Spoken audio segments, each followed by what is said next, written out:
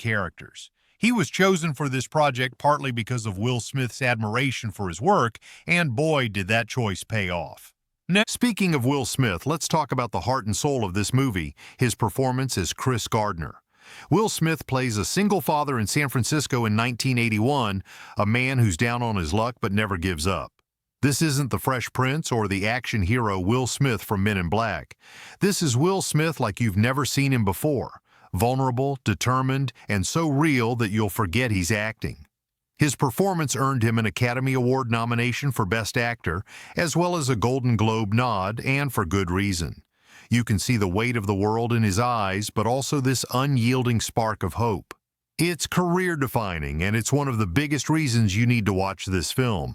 But here's where it gets even more special. Will Smith's real-life son, Jaden Smith, plays his on-screen son, Christopher Jr. Jaden was only 5 years old at the time, making his film debut, and let me tell you, this kid steals the show. His performance is so natural and heartfelt that it adds an extra layer of authenticity to the father-son dynamic. The chemistry between Will and Jaden is electric, probably because they're actually father and son. The filmmakers initially hesitated to cast Jaden, auditioning thousands of other kids over 3 weeks. But when Muccino finally saw Jaden, he knew he was perfect. That real-life bond translates into something so touching on screen that it'll make your heart ache in the best way possible. The supporting cast is just as stellar. Thandie Wee Newton, credited as Thandie Newton in the film, plays Linda, a character who's caught in the same financial struggles as Chris. Newton brings depth to a role that could have easily been one-dimensional, showing the strain of trying to hold a family together under pressure.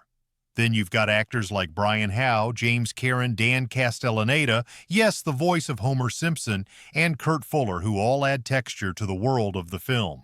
Even smaller roles, like Takayo Fisher as Mrs. Chu, leave an impression. And here's a cool tidbit. The real Chris Gardner makes a cameo at the end, and the real Reverend Cecil Williams, who ran a homeless outreach center in San Francisco, plays himself.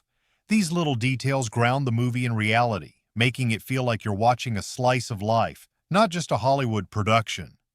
Now let's talk about the story itself, without spoiling anything, of course. The Pursuit of Happyness is based on the real-life journey of Chris Gardner, a salesman in San Francisco in 1981 who's trying to provide for his young son while facing overwhelming odds. The film's title comes from a mural outside a daycare center his son attends, where happiness is famously misspelled as happiness. That small detail becomes a powerful symbol in the movie, reflecting the idea that the pursuit of happiness isn't perfect. It's messy, it's hard, but it's worth it.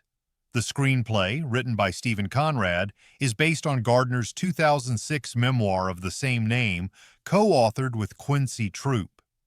To add drama, the movie compresses several years of Gardner's life into a shorter timeline, but it never loses that core truth.